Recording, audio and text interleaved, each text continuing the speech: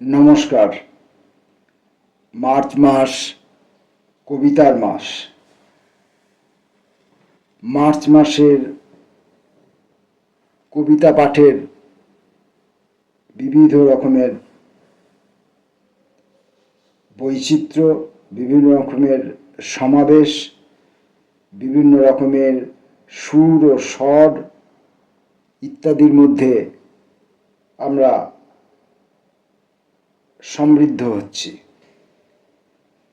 আজকে মার্চ মাসের কবিতা পাঠ পর্বে আমরা আরও একগুচ্ছ কবির কবিতা নিয়ে এসেছি। আজকের প্রথম কবির নাম নমিতা চৌধুরী। নারী দিবসের উপলক্ষে তিনি একটি কবিতা লিখেছেন। কবিতাটির নাম টোপ। নমিতা চৌধুরী টোপ। একটা টোপ তোমাকে ঈশ্বরী বানাতে চাইল। নিজেকে নিঃশেষ করে 10 হাতে 10টি নির্মিত আয়ুধ পরে নিলে তুমি। যেন এক আশ্চর্য চুম্বক, ছাড়ানো যায় না কিছুতেই। নেপথ্যে কোলাহল তোমাকে ধূলিসাৎ করে তোমার নিজস্ব ওম ভঙ্গি বাজেয়াপ্ত করে তোমাকেই দিশেহারা করে দেবে।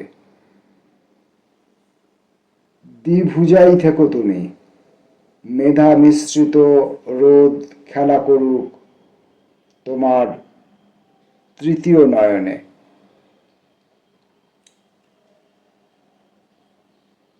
পরের কবির নাম অশোক চট্টোপাধ্যায়। কৃষ্ণচূড়া কিংবা চৈত্র মাস নিয়ে। শাস্ত্রে বলে কবিতা বিষ্ণুর অংশ, কবিতা স্বর্গের সিঁড়ি। এসব কি সত্যি কথা? আমার কবিতা পড়ে এসব কি মনে হয়? না, আমি তো এখন কৃষ্ণচূড়া কিংবা চৈত্র মাস নিয়ে কবিতা লিখি না। যদিও শব্দ হিসেবে এগুলো খারাপ নয়, যদিও চৈত্র মাসে আবহাওয়া বেশ ভালো থাকে, কৃষ্ণচূড়ার লাল রং বেশ মজার। এখন আমার সামনে দাঁড়িয়ে থাকে কয়েকটি ভৌতিক ঘোড়া। দরজা খুললেই তারা দৌড়বে এক এক দিকে, নানা রঙে আর রেখায়। আমার কাজ হবে তাদের অনুসরণ করা, তাদের পুষ্ট করা। ঘোড়ারা কি খায়? ঘোড়ারা কৃষ্ণচূড়া খায়, চৈত্র মাস খায়।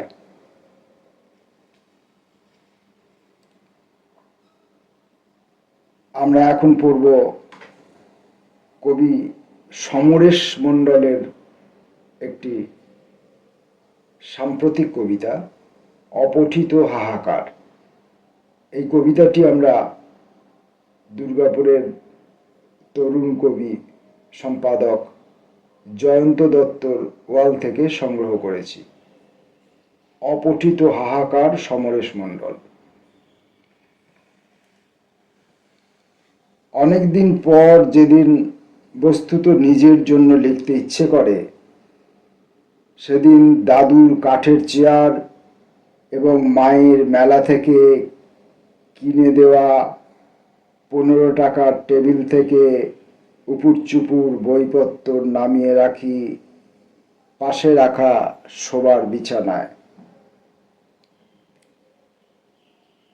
সামনে মেয়ের দেওয়া ডায়েরি, নাতির দেওয়া কলম নামিয়ে রাখি দীর্ঘক্ষণ।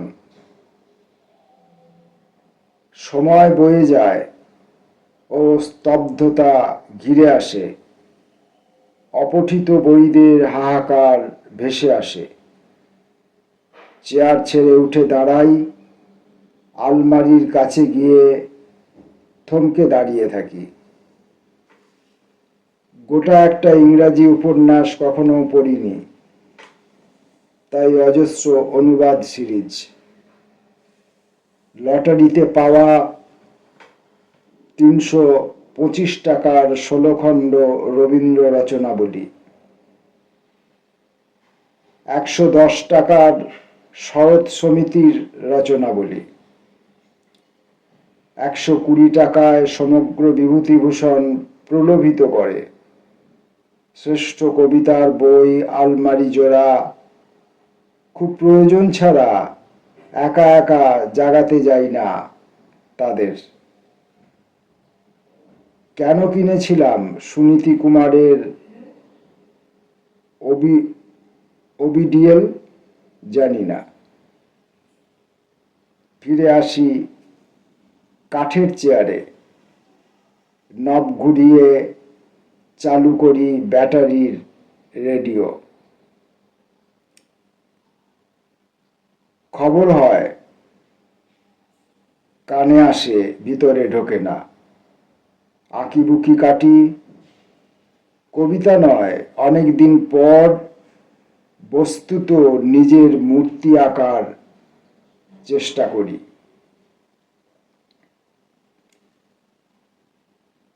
পরবর্তী কবির কবিতাটিও আমরা জয়ন্ত দত্তের ওয়াল থেকে সংগ্রহ করেছি, ফেসবুক ওয়াল থেকে।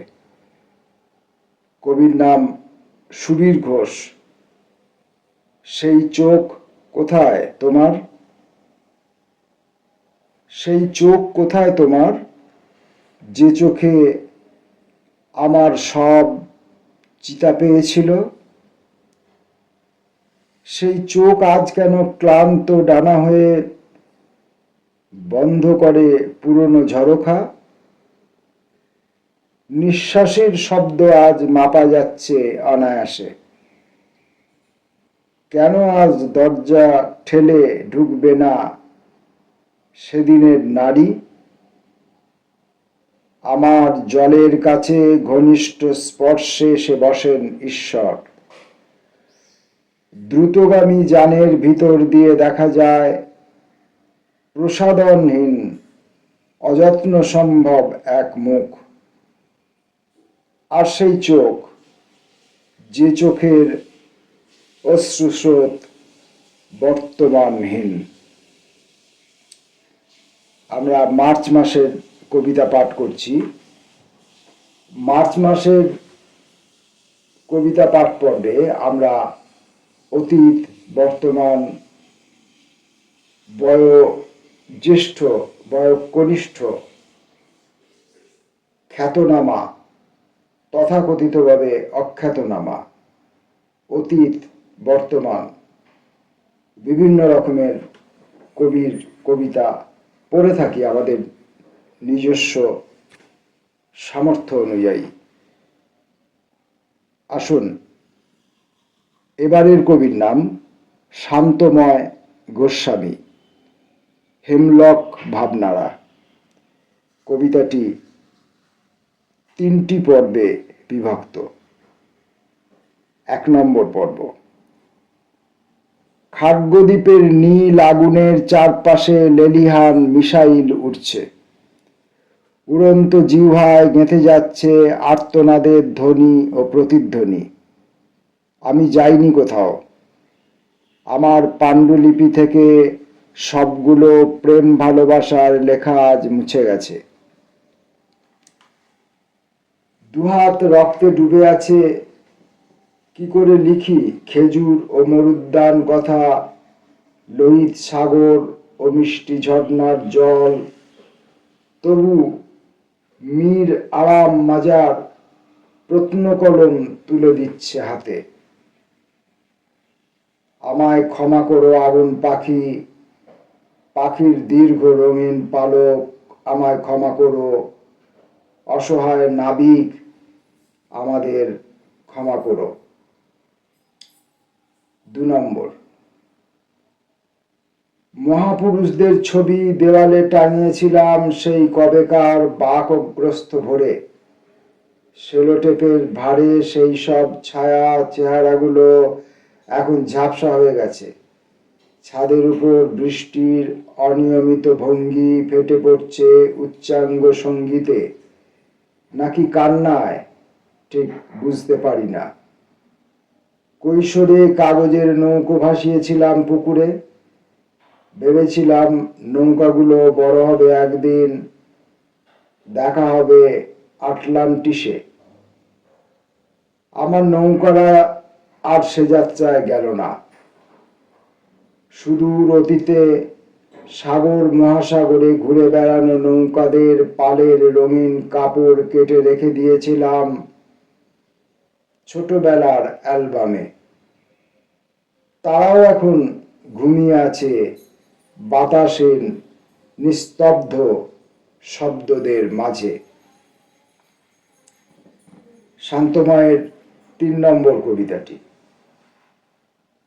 এখন নৈঃশব্দের শব্দরা ঘুমিয়ে পড়েছে, চিরদিনের জন্য ঘুমিয়ে পড়েছে। মরুভূমিতে একা একা টেনে টেনে নিয়ে যাচ্ছি আজাজেলের নৌকা। দূরতম জানলার পাশে দেখি চিরচেনা অ্যাম্ফিসবেনার ছায়া ভেসে ভেসে ডুবে যায়, পুড়ে যায় তার ২ মাথার বিষাক্ত দাঁত। চোখ খুলে দেখি কোথাও দৃষ্টি নেই, ছায়া নেই, বিম্ব প্রতিবিম্ব নেই। শূন্য অন্ধকারে পড়ে আছে মৃত সব মেডুসা মায়া, ভীত দেবলোক।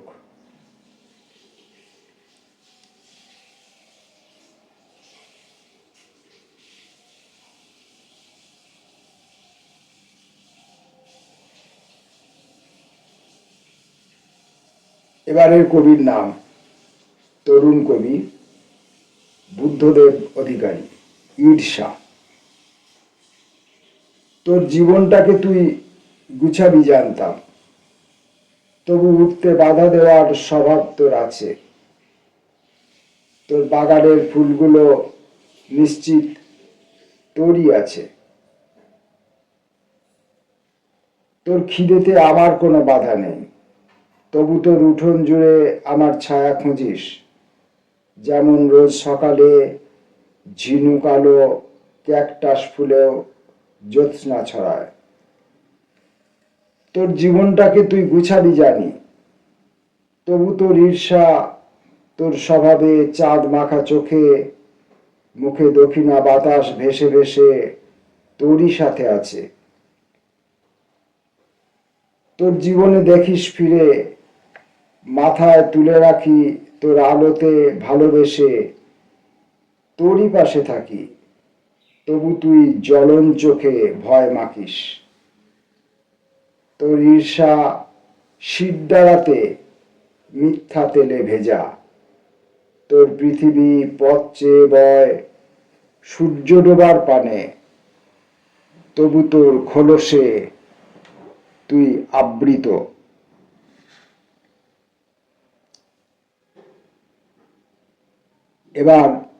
এবারের কবির নাম রণজিৎ গুহ। না ভাবলেও কিছু যায় আসে না। ভুল পথে পা দেওয়ার আশঙ্কায় পা ফেলা হয়নি সামনের দিকে। বিবিধ সংশয়, কি জানি কোনটা নিতান্তই শিশু ধারাপাত, কোনটা বা ষড়যন্ত্রীর গোপন পরামর্শে অতি উৎসাহীর ঢক্কারি নাদ। পিছনের ছায়া সামনে এসেছে, সময় চলে গেছে সময়ের নিজস্ব নিয়মেই হাসি মুখে। বলেছি সময় উপযোগী নয়, শুধু প্রতিপক্ষ জুটিয়েছে চতুর্দিকে। সকলকেই রেখেছি সন্দেহের তালিকায়। বলেছি পরম্পরা সবই কৃষ্ণ গহ্বর। অন্য ভাবনায় রেখেছি আলোকবর্ষর ব্যবধান। নিজস্ব গতিবেগ নেই, চঞ্চলতা নেই, নেই ভাবিকালের অনিবার্য আকর্ষণ। জেগে থাকার রসদেই পরনির্ভরতা এখন। ভেসে থাকার জরুরি কলেবর ক্রমক্ষীয়মান।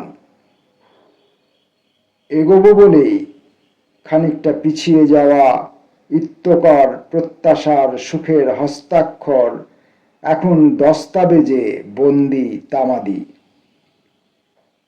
কীটের নিত্য আহার ক্রমাগত স্থবির থেকে স্থবিরতর, মেধার অপশাসনে ভবিতব্য তুলে জমায় জঞ্জাল।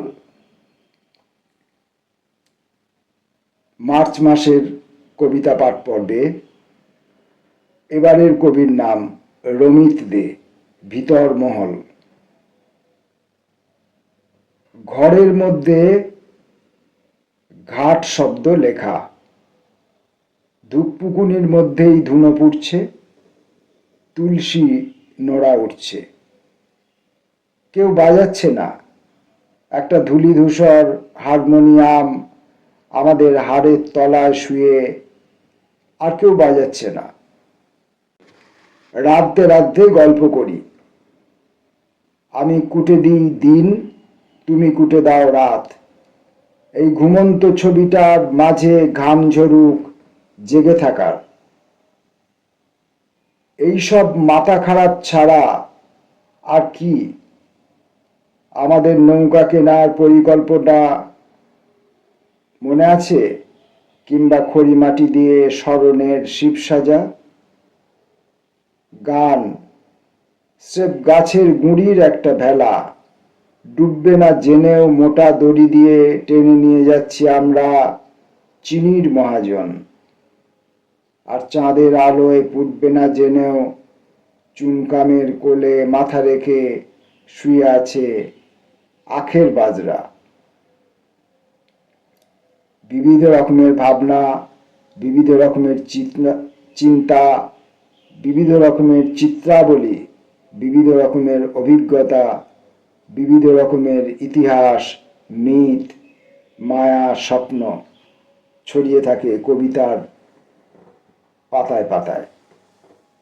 এখন আমরা পড়ব বিকাশেশ জয়নাবাদের একটি কবিতা, ঝড়। বিকাশেশ জয়নাবাদের কবিতার বৈশিষ্ট্যই হচ্ছে অতি সাম্প্রতিক ঘটনাবলী এবং একদম আমাদের বাড়ির চৌহদ্দির মধ্যে যে সমস্ত চিত্রাবলী ফুটে ওঠে, আজই দেখা গেছে, গতকাল দেখা গেছে, বা যে ছবির মধ্যে এখনো আমরা বর্তমান রয়েছি। ঝড়, বিকাশেশ জয়নাবাদ। ঝড়ের অপেক্ষায় ছিলাম। বিকালে আকাশে কালো দাগ থাকলেও কালো কয়লায় ছেয়ে যাওয়ার দুর্গাপুরের আকাশ সন্ধ্যায় কৃত্রিম আলোয় বেনাচিতি বাজার রাজকর্মচারীদের মতোই উজ্জ্বল। ঝড়ের আসার সম্ভাবনা দেখা দিতেই বন্ধ করে দিয়েছি জানালা দরজা ঘুলঘুলি। নগর বা গ্রামীণ সভ্যতায় চড়ুই, ফিঙে, বুলবুলির সারা শব্দ খুঁজবার চেষ্টা বৃথা। লাল ময়দানের পাশের ছোট ছোট দোকানে বিক্রেতারা চীনাবাদামের খোসা। সামান্য ফুঁ তাতেই উড়ে উড়ে আশিস জব্বারের গোলাই। ঝড় আসবে না, খুলে দিয়েছি দরজা জানালা, হরমুজ প্রণালী দিয়ে এগিয়ে আসছে জাহাজ। মার্চ মাসের কবিতা পাঠ পর্বের আজকের শেষ কবি মৃন্ময় চক্রবর্তী, মৌরি ঘাসের ধূসরতা। বসন্ত ফুরোবার আগেই গলা ভেঙে ফেলেছে কোকিল। নগ্ন খিরিস পাতা নুয়ে আছে অস্তের আগে। সাজানো পথের ভাঁট লাল ফলে প্রৌঢ় হয়ে এলো। খেলা ফুরলো কি ফাগুনের? হে দেহ সাধক আয়ু, তুমি অফুরন্ত নও, তবু চিত্রে চিত্রে নিত্য খেলে যাও মৌরি ঘাসের মতো ধূসর জল রঙে। আমিও একদিন খেলা ফেলে ফিরব সন্ধ্যায়, তখনও আকাশ হয়তো এমনই অর্থহীন। ধুলো সরিয়ে একটি নক্ষত্রও বলবে না এখনো ফোটার মানে আছে। অসৎ পাতায় নাচ ভুলে যাবে হয়তো সবুজ জোনাকিরা। মার্চ মাসের কবিতা পাঠ পর্বের আজকের ভিডিওতে আমরা আরো কয়েকজন কবির কবিতা পাঠ করলাম। পরবর্তী ভিডিওয়ে আমরা আবার ফিরে আসব আরো বেশ কিছু কবির উজ্জ্বল স্বাক্ষর সঙ্গে নিয়ে। নমস্কার।